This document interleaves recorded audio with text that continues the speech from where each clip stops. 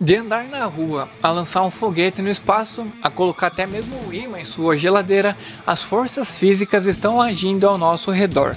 Mas todas as forças que experimentamos todos os dias podem ser reduzidas a apenas 4 forças fundamentais, que são a gravidade, a força fraca, eletromagnetismo e a força forte.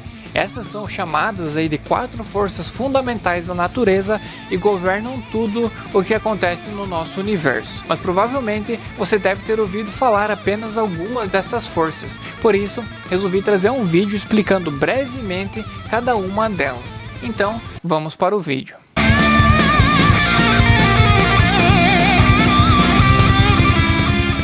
A gravidade é a atração entre dois objetos que têm massa ou energia, seja ela derrubando uma pedra de uma ponte, um planeta orbitando uma estrela ou a Lua causando marés no oceano. A gravidade é provavelmente a mais intuitiva e familiar das forças fundamentais, mas também é uma das mais difíceis de explicar. Isaac Newton foi o primeiro a propor a ideia de gravidade, supostamente inspirado por uma maçã caindo de uma árvore, e ele descreveu a gravidade como uma atração literal entre dois objetos. Séculos depois, Albert Einstein sugeriu por meio de sua teoria da relatividade geral que a gravidade não é uma atração ou uma força, em vez disso, é uma consequência da curvatura do espaço-tempo dos objetos.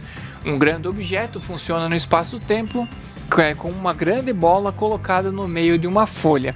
Afeta aquele material, deformando e fazendo com que outros objetos menores na folha caiam em direção ao meio. Embora a gravidade mantenha planetas, estrelas, sistemas solares e até galáxias juntos, ela acaba sendo a mais fraca das forças fundamentais, especialmente nas escalas moleculares e atômicas. Por exemplo, quão difícil é você levantar uma bola do chão ou levantar o pé ou até mesmo pular.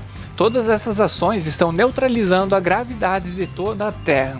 E nos níveis moleculares e atômicos, a gravidade quase não tem efeito em relação às outras forças fundamentais. Por isso tem a força fraca, que também é chamada de interação nuclear fraca, é responsável pelo decaimento das partículas.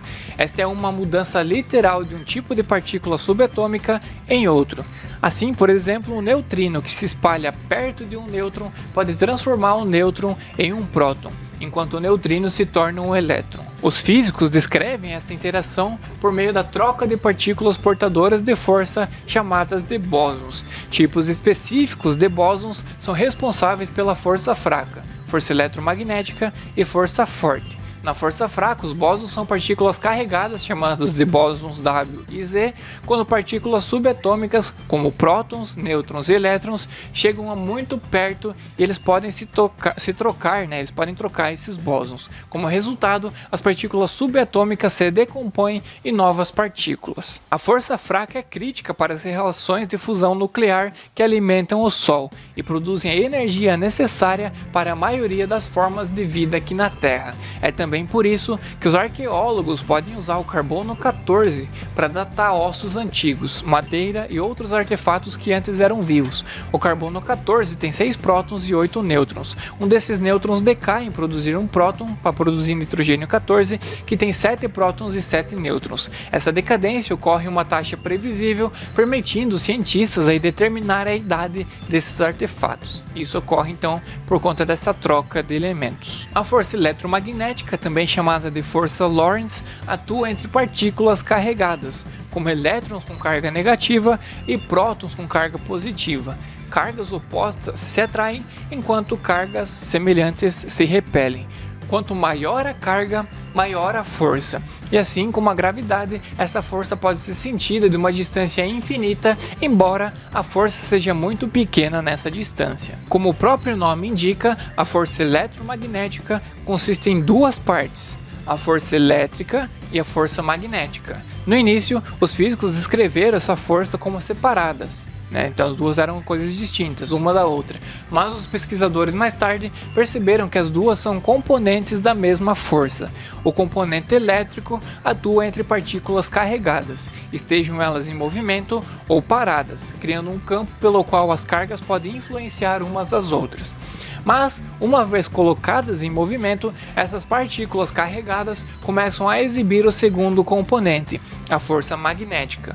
As partículas criam um campo magnético físico ao redor delas conforme elas se movem. Portanto, quando os elétrons passam por um fio para carregar o seu celular, ligar o seu computador ou ligar a TV, por exemplo, o fio se torna magnético. As forças eletromagnéticas são transferidas entre as partículas carregadas através da troca de bósons sem massa e portadores de força chamados fótons, que também são os componentes das partículas da luz. Os fótons, portadores da força que trocam entre partículas carregadas, no entanto, são uma manifestação diferente dos fótons. Eles são virtuais e indetectáveis, embora sejam tecnicamente as mesmas partículas da versão real e detectável. A força eletromagnética é responsável por alguns dos fenômenos mais comumente experimentados: atrito, elasticidade, a força normal e a força que mantém os sólidos unidos em uma determinada forma. É ainda responsável pela resistência que pássaros, aviões e até mesmo Superman enfrentam aí enquanto voam. E por último, a força nuclear forte, também chamada de interação nuclear forte, é a mais forte das 4 forças fundamentais da natureza. É 6.000 trilhões de trilhões de trilhões de vezes mais forte que a força da gravidade. E isso porque ela une as partículas fundamentais da matéria para formar partículas maiores. Ela mantém juntos os quarks, que formam os prótons e nêutrons, e parte da força forte também mantém os prótons e nêutrons do núcleo de um átomo juntos. Assim como a força fraca, a força forte opera apenas quando as partículas subatômicas estão extremamente próximas umas das outras. A força forte é estranha porque, ao contrário de qualquer uma das outras forças fundamentais, ela fica mais fraca à medida que as partículas subatômicas se aproximam. Na verdade, ele atinge a força máxima quando as partículas estão mais distantes umas das outras. Uma vez dentro do alcance, bósons carregados sem massas, que são chamados de gluons, transmitem a força forte entre os quarks e os mantêm colados uns aos outros. Uma pequena fração da força forte, chamada força forte residual, age entre prótons e nêutrons. Os prótons no núcleo se repelem por causa de sua carga semelhante, mas a forte força residual pode superar essa repulsão, de modo que as partículas permaneçam ligadas no núcleo do átomo. A questão pendente das 4 forças fundamentais é se elas são realmente manifestações de apenas uma única grande força do universo. Nesse caso, cada um deles deve ser capaz de se fundir com os outros, e já há evidências de que alguns deles podem fazer isso. Pesquisadores do Imperial College em London ganharam o Prêmio Nobel de Física em 79 por unificar a força eletromagnética com a força fraca para formar o conceito de força eletrofraca.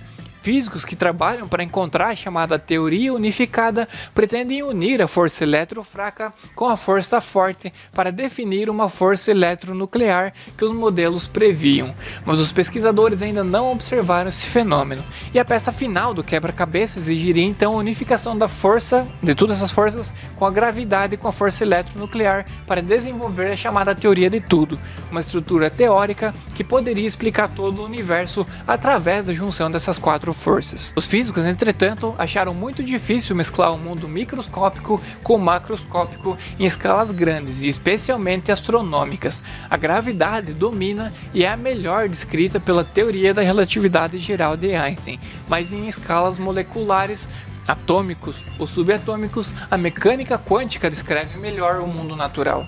E até agora, ninguém descobriu uma maneira de mesclar esses dois mundos, e com certeza seria uma grande revolução na ciência. Os físicos que estudam a gravidade quântica buscam descrever a força em termos do mundo quântico, o que poderia ajudar na fusão. Fundamental para essa abordagem seria a descoberta dos gravitons, que são bósons portador de força teórica da força da gravidade. A gravidade é a única força fundamental que os físicos podem atualmente descrever sem o uso dessas partículas portadoras de força. Mas, como a descrição de todas as outras forças fundamentais requerem partículas portadoras de força, os cientistas esperam que os gravitons devam existir no nível subatômico. Os pesquisadores simplesmente não encontraram ainda essas partículas porque são muito difíceis de encontrá-las na verdade. Teoricamente elas existem, mas na prática é difícil.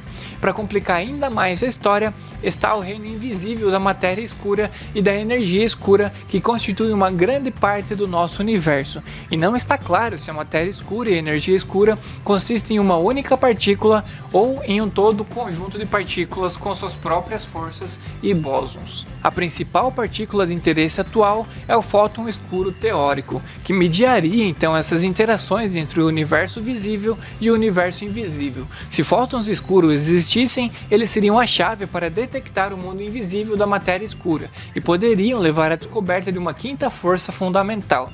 Até agora, porém, não há evidências de que existam esses fótons escuros, e algumas pesquisas oferecem fortes evidências de que essas partículas não existem. Mas enfim, quem sabe um dia elas possam ser descobertas. Enfim, pessoal, é incrível como a ciência avançou nos últimos anos e com certeza continuará evoluindo. E sinceramente eu espero que seja logo, para que a gente possa acompanhar todas essas mudanças.